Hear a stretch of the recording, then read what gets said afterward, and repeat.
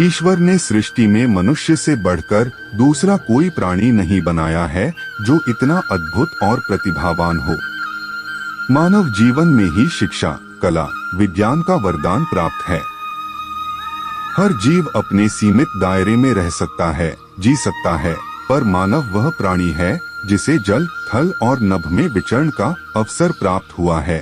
रंग बिरंगे सपनों को साकार करने का अवसर मनुष्य को इसी जीवन में मिला हुआ है। कहा जाता है यह अवसर देवताओं को भी प्राप्त नहीं है। जीवन रूपी रथ के दो पहिए हैं, शरीर और मन, लेकिन शरीर और मन खुद से कुछ नहीं कर सकते। इनका अपना कोई स्वतंत्र अस्तित्व नहीं है। ये दोनों तभी काम करते हैं जब आस्था और अभिलाषा इनकी चेतना को जगाने का काम करती हैं। शरीर उसी हिसाब से काम करता है जैसा कि मन उसे बताता रहता है, और मन के पीछे चेतना की प्रेरणा काम करती है।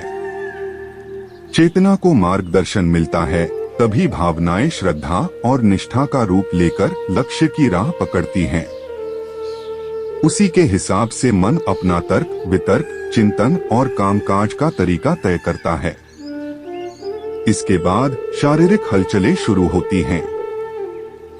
ऐसे में शरीर और मन दोनों को निर्दोष ही माना जाएगा। भला या बुरा, उत्थान या पतन, जिस भी मार्ग में शरीर बढ़ता है उसका सारा दारोमदार चेतना यानी विवेक पर ही जाता है। यह मानव जीवन क्या है?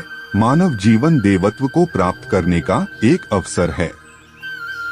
इस अवसर का सदुपयोग कर मानव से महामानव, नर से नारायण, पुरुष से पुरुषोत्तम तक का रास्ता खुलता है। तभी तो कहा जाता है कि मानव शरीर की संरचना भगवान की श्रेष्ठतम कृति है। यानी सृष्टि में कोई जीव, कोई प्राणी ऐसी नहीं है जिसे मानव जैसा सौभाग्य प्राप्त है। पूर्णता पाने की दिशा में सिर्फ मनुष्य आगे बढ़ सकता है।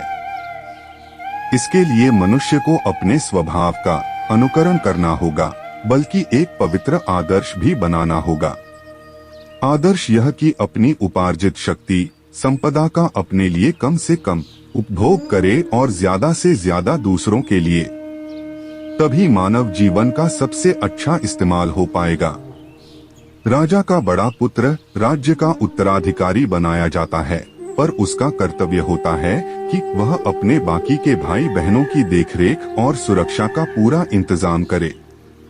परमपिता का सर्वश्रेष्ठ युवराज होने के नाते मनुष्य की जिम्मेदारी बनती है कि वह जरूरतमंद, साधन विहीन भाई बहनों की मदद करे, पिछड़े प्राणियों की सेवा करे, सहज और सरल प्रवृत्ति से उन्हें आगे बढ़ने में मदद करे, उन्हें सुरक्षा मुहैया कराए।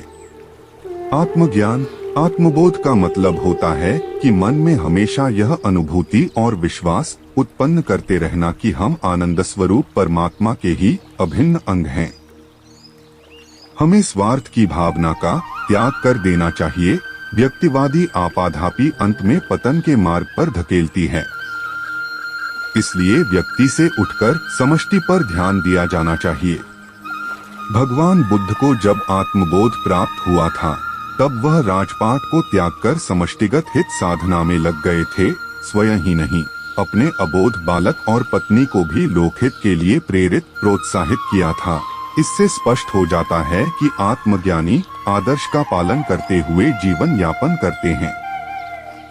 ऐसे लोग खुद का मार्ग प्रशस्त करते ही हैं, अपने आसपास के लिए भी कल्याण का मार्ग तलाशते हैं।